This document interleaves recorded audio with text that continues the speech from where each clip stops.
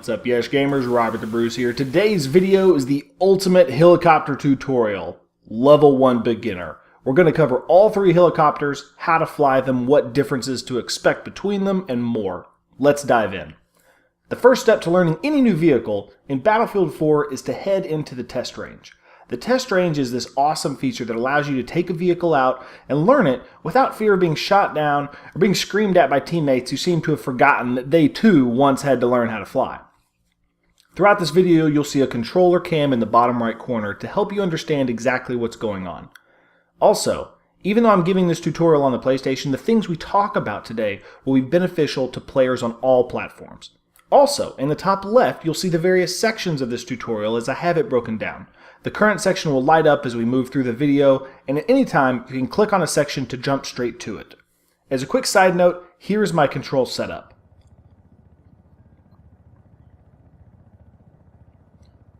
Once you are in test range, your first helicopter to hop into is going to be the UH1Y Venom.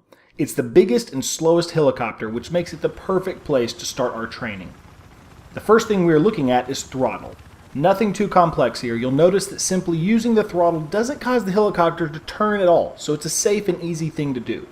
Also, with the big helicopters like the Venom, if you let off the throttle completely, it will basically hover in place because it very slightly loses altitude over time this way.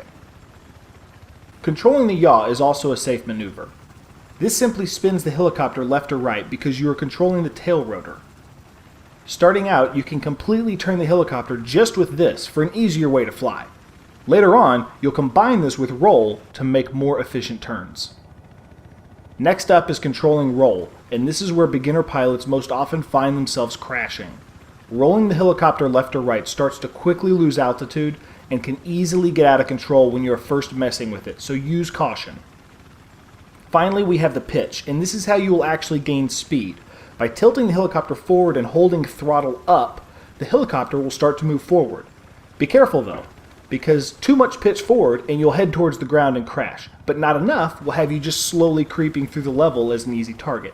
You'll have to play with this to get accustomed to how far forward you need to pitch the heli in order to achieve the speed you are looking for. Next, you'll see all 3 helicopters on the screen at one time. This visual is to help you understand that when it comes to helicopters, the smaller it is, the faster and more maneuverable it is. This also means that the smaller helicopters are easier to lose control of, which is why I highly advise you start off just trying to fly the big ones like the Venom. Work your way down to the smaller ones the better you get. Next, we will learn how to execute an efficient turn. This may seem minor, but this will end up being an extremely important skill to master and must become second nature to you. You simply have to roll and yaw in the same direction to quickly spin the helicopter around. With my current controller setup, this means pushing both sticks in the same direction. You'll also notice that you have to raise the nose a little during this maneuver, aka pitch backwards.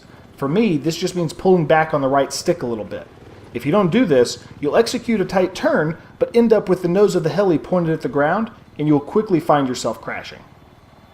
Hey, you want to shoot some bad guys, right? Yes, we do. So next up, we're going to look at how the weapons behave on these helis and where you need to aim to be scoring good hits. A common mistake is to be flying forward, shooting at an enemy, and having all your shots landing just short of the bad guy. This happens when the pilot doesn't take into account that they are actually moving while shooting, and this affects where your rocket is going to land. The easy trick to remember is to fire just above the target you're aiming at, unless you are just hovering in one place and not really moving at all.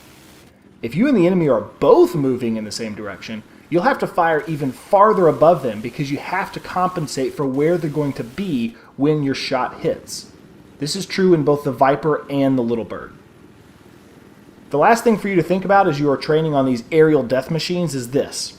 Embrace the art of flying low to the ground. It's very tempting to think that flying higher is safer because there isn't anything to crash into, and you can just keep going up until you're out of range of guys on the ground who are trying to shoot at you. This is going to lead to a lot of frustrating deaths, so please heed my advice. Flying high is dangerous for several reasons. You hardly ever get away before the enemy can fire rockets at you from the ground. You become a very easy target for enemy jets, and you have no defenses against enemy rockets after you've popped your flares and are waiting for them to reload. Flying low, on the other hand, gives you the advantage. You have tons of cover from enemy rockets, trees, buildings, mountains, All of these can serve as great cover while you're waiting for flares to reload. You're out of the way of jets, so they'll often leave you alone, and you are closer to your targets, so you are much more likely to score good hits. Hop into the test range and follow the steps I've outlined in this video. Start slow with the bigger helicopter and work your way to the little bird. Get a feel for how far to aim above your targets while moving, and get comfortable flying low to the ground and using cover.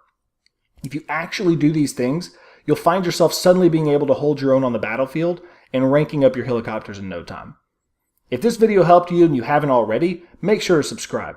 I'm going to be putting out intermediate and pro helicopter tutorials, so you won't want to miss them. Thanks so much for watching, and I'll see you in the next video.